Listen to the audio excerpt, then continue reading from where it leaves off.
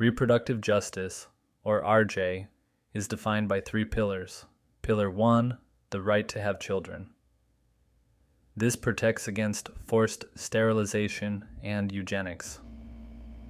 Pillar 2, the right not to have children. This protects access to contraception and abortion.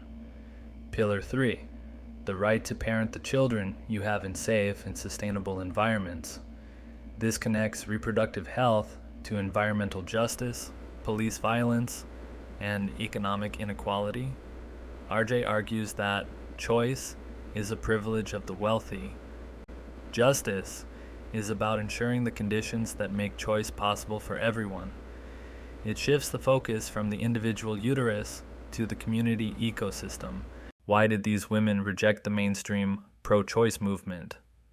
They argued that the movement, led largely by white middle-class feminists, was myopic. It focused almost exclusively on keeping abortion legal, Roe v. Wade. But for poor women and women of color, legality wasn't the only barrier. If you have a legal right to an abortion, but no car to get to the clinic and no money to pay for it, you don't have a choice. Furthermore, the mainstream movement often ignored the history of forced sterilization that targeted minority women. RJ demands an intersectional analysis. You cannot separate reproductive health from race and class. Let's examine Pillar 1, the right to have children. In American history, the fertility of white women was often encouraged, while the fertility of black, indigenous, and poor women was discouraged or actively suppressed. We will talk about eugenics in the next lesson, but understand that RJ was born out of the trauma of the Mississippi appendectomy, unnecessary hysterectomies performed on black women teaching hospitals for practice. Today, we see this disparity in IVF. Insurance often covers fertility treatments for wealthy employees, but Medicaid rarely covers it. The message is clear. Some people are fit to reproduce, and others are not. Pillar 2 is the right not to have children. This includes abortion, but RJ highlights the economic barriers.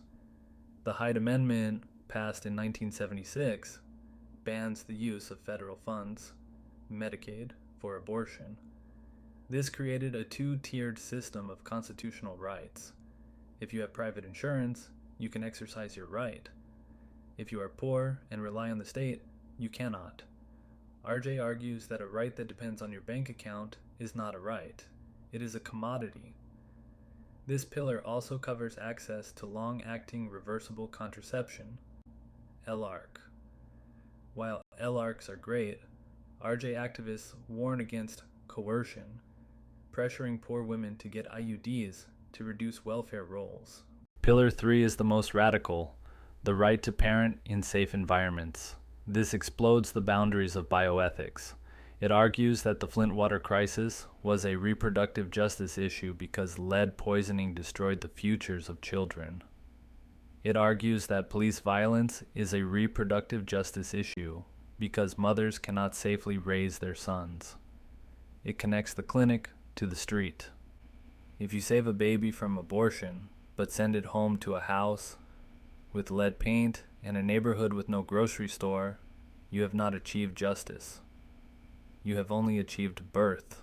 This framework relies on intersectionality, a term coined by Kimberly Crenshaw. It means we cannot look at variables in isolation. The maternal mortality crisis in the U.S. is the perfect example. The U.S. has the worst maternal death rate in the developed world, and black women are 3 to 4 times more likely to die in childbirth than white women. This disparity persists even when you control for income and education. A black woman with a PhD is more likely to die than a white woman with a high school diploma.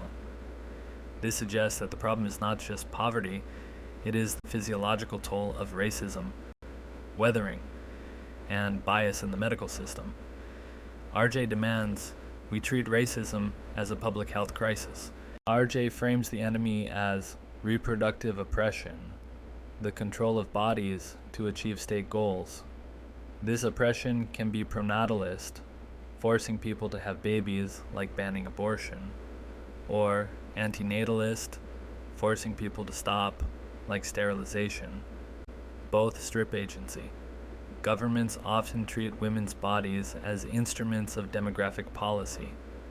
They want more workers, so they ban abortion, or they want fewer poor people, so they promote sterilization. RJ asserts that the body belongs to the person, not the demographic goals of the nation state. Anthropologist Shelley Colin calls this stratified reproduction. We value the reproduction of the wealthy and white, celebrating their baby showers, while we stigmatize the reproduction of the poor and non-white, labeling them welfare queens. We saw this in the 1980s with the crack baby panic. The media created a myth of a generation of super predators damaged by crack cocaine. Science later debunked this. Alcohol causes more fetal damage than cocaine, but the panic was used to criminalize black mothers, leading to arrests and family separations. RJ asks, why do we punish addiction in some mothers and treat it in others? To conclude, Lesson 1, the reproductive justice framework transforms the debate from a narrow legal argument about privacy into a broad demand for human rights. It challenges us to look at the whole life of the child and the parent. It forces public health to be political. In the next lesson, we will look at the historical shadow that makes RJ necessary. We will examine the history of American eugenics, from the Supreme Court ruling in Buck v. Bell to the modern sterilization of detainees in ICE custody. For those who want to understand the intellectual bedrock of this movement, I highly recommend Dorothy Roberts' book, Killing the Black Body.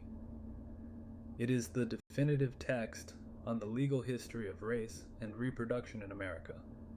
Thank you.